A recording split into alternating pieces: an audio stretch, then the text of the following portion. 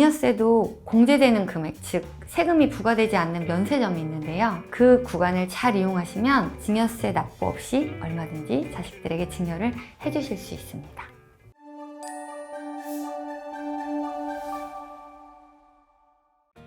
안녕하세요. 낭만로이어 서민 변호사입니다. 상속 유리분 관련해서 상담을 하다 보면 꼭 이걸 같이 물어보시는 분들이 많은데요. 바로 상속세와 사전증여에 대한 세금 이슈입니다. 그래서 지난 영상에서는 사전증여를 통해 상속세를 줄일 수 있는 방법에 대해 알려드렸는데요. 오늘은 이어서 똑똑하게 세금을 아끼면서 증여하는 방법에 대해 말씀드리겠습니다. 궁금하신 분들은 꼭 끝까지 시청 부탁드립니다.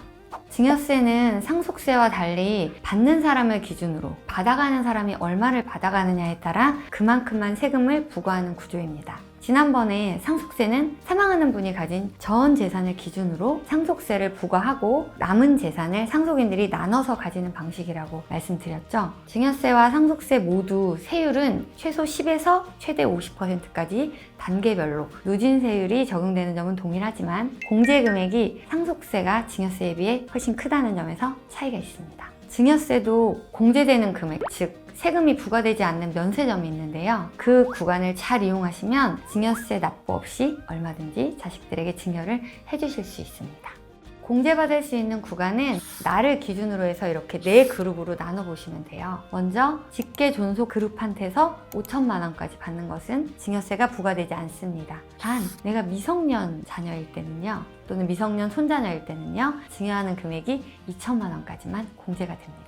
내 직계 비속이 나보다 더 부자일 수도 있어요. 그럼 직계 비속한테서부터 또 증여를 받을 수 있는데요. 그때도 5천만 원까지 증여세가 부과되지 않습니다. 배우자는 우리 법이 재산 형성을 같이 했다고 보기 때문에 면세 금액이 상당히 커서 6억 원까지 증여세가 부과되지 않습니다. 그 외에 기타 친족, 예를 들면 시부모님, 장인, 장모님으로부터 받는 돈은 1천만 원까지 증여세가 부과되지 않습니다. 여기서 중요한 건 처음 증여한 때로부터 10년을 기준으로 금액을 판단하기 때문에 증여한 지 10년이 지나면 다시 면세 금액이 살아난다는 점입니다. 예를 들어 2024년에 아버지가 아들에게 5천만 원을 주셨어요. 이건 증여세 공제가 되겠죠. 그런데 그 후에 1년 있다가 25년에 할아버지가 또 그 손자에게 5천만 원을 주셨어요. 이건 공제가 될까요? 안 될까요? 이건 공제가 안 됩니다. 왜냐면 아버지와 할아버지는 같은 직계 존속 그룹에 속해 있기 때문에 이 그룹에서 10년 동안 5천만 원까지만 공제가 되기 때문입니다. 다음 사례를 들어볼게요. 2024년에 아버지가 아들에게 5천만 원을 주셨어요. 이건 증여세 공제가 되겠죠. 그런데 2025년에 장인어른이 사위에게 1천만 원을 주셨습니다. 이 금액은 공제가 될 수 있습니다. 왜냐면 장인어른은 직계 존속 그룹이 아니라 기타 친족 그룹에 속해 있기 때문에 받아도 또 공제를 받을 수 있는 거죠. 즉 아까 나와 있는 그 그림을 보시면 나를 기준으로 할 때 이 10년 동안 나는 최대 7억 1천만 원까지 공제를 받을 수 있습니다. 이 면세점을 잘 활용하시면 자녀에 대한 증여 계획을 세울 수 있으신데요. 자녀가 미성년 자녀일 때는 10년을 주기로 2천만 원씩, 자녀가 성년이 되어서는 5천만 원씩을 이렇게 증여하시면 장기간에 걸쳐 증여세 없이 증여를 해줄 수 있습니다.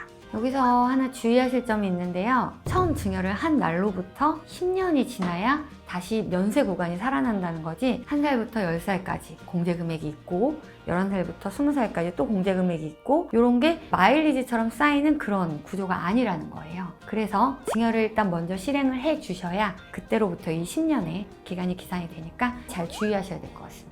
이걸 이용하면 자녀가 태어났을 때 2천만 원을 바로 증여를 하고, 자녀가 10살이 될 때 또 2천만 원을 증여를 하고, 20살이 되면 5천만 원으로 늘어나니까 5천만 원을 증여하고, 30살이 되면 또 5천만 원을 증여하고, 이렇게 하면 자녀가 30대에 결혼한다고 할 때 결혼 전에 자녀에게 총 1억 4천만 원을 증여세 없이 증여해 줄 수 있는 결과가 됩니다. 여기서 자녀가 30살이 되기 전에 한 푼도 증여를 안 했다가 30살에 이 1억 4천만 원을 한꺼번에 증여하면 그동안 쌓인 공제 금액이 소급해서 적용될 수 있는 거 아니에요? 이렇게들 물어보시는데요. 아까 말씀드린 것처럼 공제 금액이 마일리지처럼 쌓이는 게 아니기 때문에 증여한 시점부터 10년이 지나면 다시 생기는 그런 구조라는 거 기억해 주시고요. 그래서 30살에 1억 4천만 원을 증여하셔도 여기서 5천만 원까지만 공제되고 나머지에 대해서는 증여세가 부과된다. 이렇게 알고 계셔야 할 것 같습니다.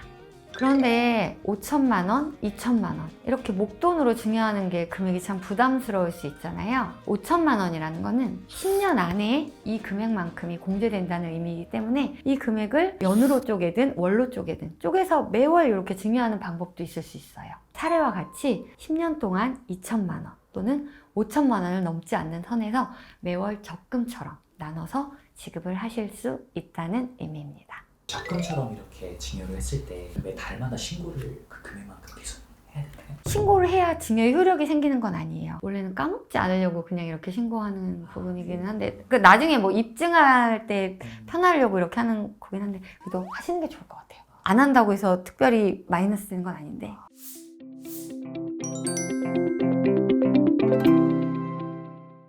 오늘은 증여금액 공제에 관해서 말씀을 드렸습니다. 증여세 면세 구간과 10년이라는 기간을 잘 활용하셔서 똑똑한 절세 플랜을 가지고 증여하시려는 분들께 이 영상이 많은 도움이 되었으면 좋겠습니다. 오늘 영상이 유익하고 재미있으셨다면 구독, 좋아요 부탁드립니다.